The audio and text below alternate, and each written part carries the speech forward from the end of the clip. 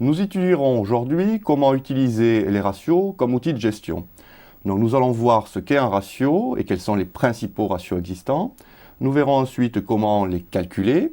Nous verrons à quoi ils servent et quand et comment les utiliser. Donc pour en parler avec nous aujourd'hui, Philippe Broquet, bonjour. Bonjour. Donc vous êtes expert comptable et à ce titre vous accompagnez de nombreux chefs d'entreprise et également des créateurs et des repreneurs. Dans l'exercice de votre activité, vous êtes amené à utiliser de nombreux ratios de gestion. Pouvez-vous nous apporter des précisions sur ceci ? Oui, en effet, nous sommes amenés à utiliser assez souvent les ratios pour les chefs d'entreprise.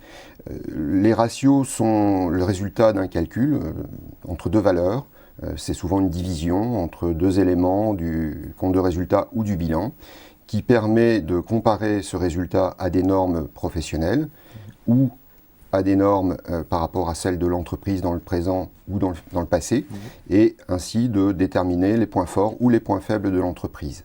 D'accord, donc c'est effectivement à la fois un rapport dans le temps et puis dans l'espace, je dirais, pour se confronter à des concurrents, par exemple. Exactement. D'accord. Et pouvez-vous nous dire quels sont donc les principaux ratios utilisés ? Alors, il existe deux catégories de ratios, les ratios d'analyse financière ou de structure financière, qui sont essentiellement calculés à partir du compte de résultat et du bilan surtout, puisqu'on analyse la structure financière du bilan de l'entreprise, et ensuite des ratios de rentabilité ou d'exploitation, qui eux sont calculés à partir du compte de résultat ou du tableau des soldes intermédiaires de gestion. Donc finalement, ces ratios, il s'agit d'une affaire de spécialistes ou le chef d'entreprise peut les utiliser directement ? À quoi lui servent-ils ? Oui, en effet, les ratios sont souvent calculés par les experts comptables, les analystes financiers, les banquiers, mais le dirigeant doit en tirer de nombreux enseignements pour piloter son entreprise. Donc il se doit de les connaître et de pouvoir les apprécier. Le créateur d'entreprise, par exemple, pourra apprécier, je dirais, la cohérence de son business plan en calculant ses propres ratios à partir de son résultat, son compte de résultat prévisionnel ou son bilan prévisionnel, et ainsi pouvoir les comparer par rapport aux normes de son secteur d'activité. Les ratios permettent de constater où se situe l'entreprise par rapport à ces normes. Le repreneur, le créateur, peut examiner si le résultat de ses propres ratios ou ceux de sa cible, en cas de reprise d'entreprise notamment, sont corrects et en les comparant également à son secteur d'activité.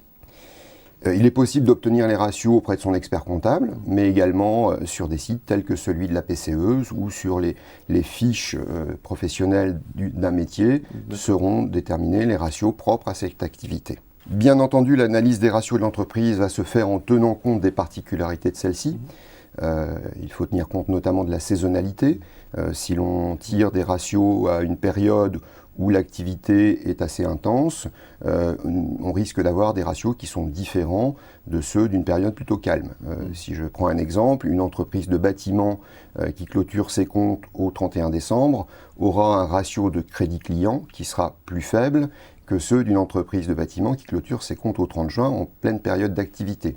Donc il faut toujours faire attention à quel moment on calcule ces ratios pour les analyser en tenant compte des particularités de l'entreprise ou de l'activité. Faire très attention à l'interprétation, effectivement, en fonction du contexte dans lequel se situe l'entreprise. Voilà. La typologie de la clientèle peut aussi avoir une incidence. Si une entreprise d'un même secteur travaille avec des clients particuliers, elle aura un ratio de crédit client faible. Par contre, si elle travaille avec des entreprises ou avec des administrations, ça sera bien pire. Le ratio de crédit client, là, sera beaucoup plus long. D'accord. Donc là, on a vu un peu la comparaison des ratios, je dirais, par rapport à des normes, mais également, elle existe par rapport, je dirais, au temps. Une entreprise va comparer également son activité passée avec son activité actuelle ou à venir. Voilà. Oui. Donc la comparaison dans le temps permet de suivre l'évolution des ratios et ainsi de voir l'évolution des points forts de l'entreprise, savoir si les ratios sont toujours aussi bons ou sont toujours dans les normes. Par contre, il est important aussi d'avoir des ratios qui permettent d'analyser l'évolution des points faibles et de voir si on réussit à améliorer la situation. D'accord. Donc l'idée pour le chef d'entreprise, c'est de se fixer des objectifs avec ces ratios? Exactement. D'accord. Oui. Donc justement, ces ratios sont-ils, quand sont-ils calculés? Est-ce qu'on les calcule une seule fois par an à la sortie de bilan ou faut-il en faire une gestion quotidienne? Ouais. Et comment faire?